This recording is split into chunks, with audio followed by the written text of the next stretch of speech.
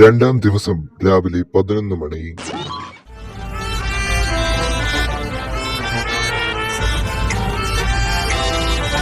അടിപൊളി ഇടിമഴ പടവിളി നടുവിൽ പട്ടണ ഭൂതം ഞാൻ ചടുകുടു ചുഴലികൾ ചുറ്റി മറയ്ക്കണൊരെട്ടടി ഭൂതം ഞാൻ ഭൂതങ്ങൾക്കൊരു ഭൂതം ഞാൻ ഭൂമി കറക്കണ ഭൂതം കുമ്പും ചിരിയുടെ മേളം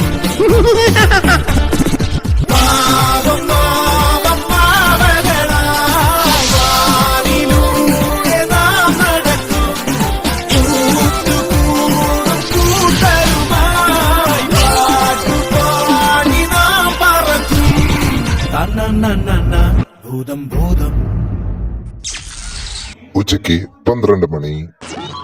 എടാ പാറ്റക്കുട്ടാ, ഞാൻ ഫുഡ് കഴിക്കുന്ന ടൈമിൽ എന്റെ അടുത്ത് വന്ന് ഇരിക്കരുത്. എനിക്കത് ഇഷ്ടമല്ല. ഞാൻ കഴിക്കുമ്പോ നല്ല സ്വാതന്ത്ര്യത്തോടു കൂടി ഒറ്റയ്ക്ക് ഭക്ഷണം കഴിക്കുന്ന ഒരാളാ. നീ ആരാ എന്റെ അടുത്ത് വന്ന് കഴിക്കാൻ? അതെന്താണ് നീ അങ്ങനെ പറഞ്ഞേ? എന്നെ അടി പൊടിന്ന് വെച്ചാട്ടല്ലോ. എന്നെ അടി എന്തെടുക്കണേ? നീ പറയടി, നീ ആരുടെ? നീ നിന്റെ വീട്ടിലേക്കാണ് നിങ്ങൾ താമസിക്കാൻ വന്നിരിക്കുന്നത്. നീ ആരുടെ? നീ ഒരുപാട് ഓവർ കാണിക്കലേ മോളെ, ഒരുപാട് ഓവർ കാണിക്കലേ. ഞാൻ ഓവറൊന്നും അല്ല. This is me. ഞാൻ ആരാണെന്ന് കാണിക്കാൻ ഇവിടെ വന്നിരിക്കുന്നത്, അല്ലാതെ ഫേക്ക് ഗെയിമറായി ഫേക്ക് ഗെയിം കളിക്കാനില്ല. ആരാടി ഇവിടെ ഫേക്ക് ഗെയിം കളിച്ച്? ആരാടി ഇവിടെ ഫേക്ക് ആയിരുന്നത്? നീ ആര്? നീ പൊടി, നീ പൊടി. നീ എന്റെ പൊന്ന് കാട്ടാക്കട കോഴിച്ചേട്ടാ, നിങ്ങളൊന്ന് നിർത്ത്.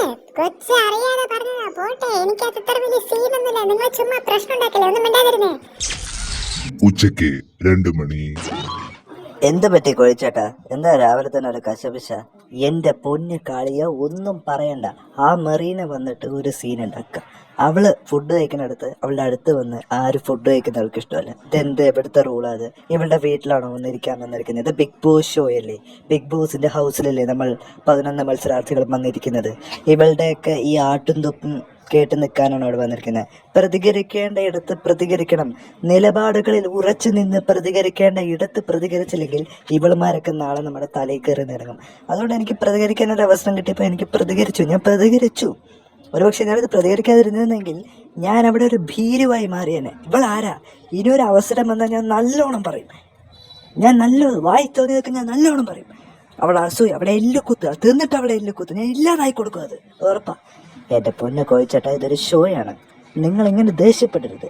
ഞാൻ പറഞ്ഞോട്ടെ കോഴിച്ചേട്ടാ, നിങ്ങൾക്ക് പ്ലഷർ ഉണ്ടെന്ന് എനിക്കറിയാം. പക്ഷെ നമുക്കത് പ്രേക്ഷകർ കാണുന്നത് കൂടെ ഓർക്കണം. അതേ കളിയാ, അതെനിക്ക് ഓർമ്മയില്ല. അതുകൊണ്ടാണ് പറയാത്തത്.